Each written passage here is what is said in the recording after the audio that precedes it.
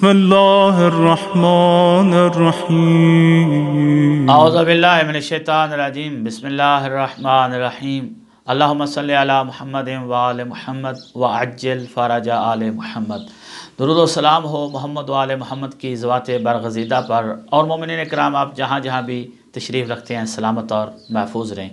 باعزت اور باشرف ماہ رمضان المبارک، جس کی برکتوں اور رحمتوں میں کسی فرقے کو کوئی شک نہیں ہے، ایسا ماہ کوئی اور نہیں ہو سکتا، اور جو رحمت الہی اس ماہ میں برستی ہے کسی اور ماہ کے مقدر میں نہیں ہے۔ سوال ہے، بارگاہ الہی سے التجا ہے کہ جو رضا بھی اس ماہ میں نازل ہوتی ہے اور جو خیر آسمان سے اس ماہ میں نازل ہوتی ہے اس میں ہمارا زیادہ سے زیادہ حصہ قرار دے۔ رمضان المبارک کی 5 شب کے اعمال کا ذکر کرتے ہیں، اور یہ اعمال مومنین آپ مغربین کے بعد سے لے کر پوری شب میں جس وقت آپ کو فرصت ملے یہ نوافل نماز آپ ادا کر سکتے ہیں۔ یہ نہیں کہ تھوڑا سا لیٹ ہو گئے تو کوئی نماز کا وقت نکل گیا اور پریشان ہو جاتے ہیں، پریشان ہونے کی بات نہیں ہے۔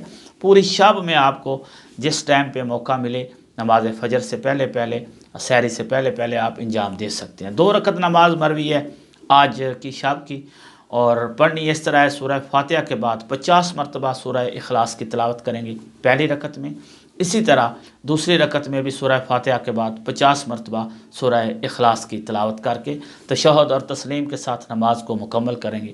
نماز مکمل کرنے کے بعد 100 مرتبہ محمد وآل محمد پر درود پڑھنا ہے۔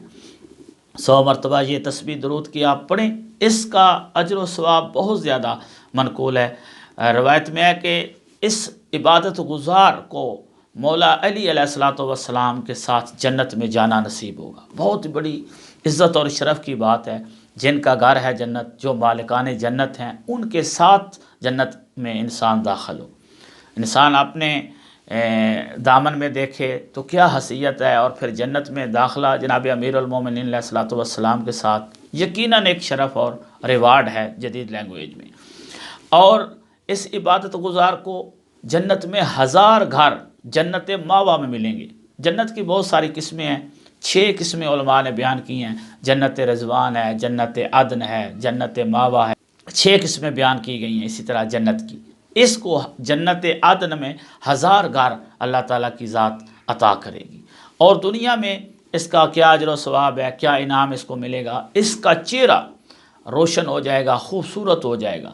آج اتنے مہنگے دور میں لوگوں کو پرابلم ہو جاتے ہیں، خواتین کو مسائل ہو جاتے ہیں۔ مثلا اگر کچھ انسانوں کی افراد کی شکل ایسی نہ ہو جیسی وہ چاہتے ہیں خوبصورت، بس صورت تو ہم نہیں کہہ سکتے اور کہنا بھی نہیں چاہیے، لیکن جیسی وہ خوبصورت شکل چاہتے ہیں ایسی ان کو لگتی نہیں ہے، پھر وہ بیوٹی پارلرز میں مختلف کریمیں، مختلف خرچے اخراجات سرجیاں وغیرہ کرا کے اپنے آپ کو خوش شکل نمایاں کرنے کی کوشش کرتے ہیں۔ لیکن اس عبادت گزار کا چہرہ قدرتی طور پر روشن ہو جائے گا، خوش شکل ہو جائے گا، اور وہ لوگ جو اس سے نفرت کرتے ہیں ان کے دلوں میں اللہ اس کے لیے محبت پیدا کر دے گا۔ بہت زیادہ اس عبادت کا ثواب ہے۔ آخر میں مومنین سے التماس ہے، دعا میں یاد رکھا کریں۔ والسلام علیکم ورحمۃ اللہ وبرکاتہ۔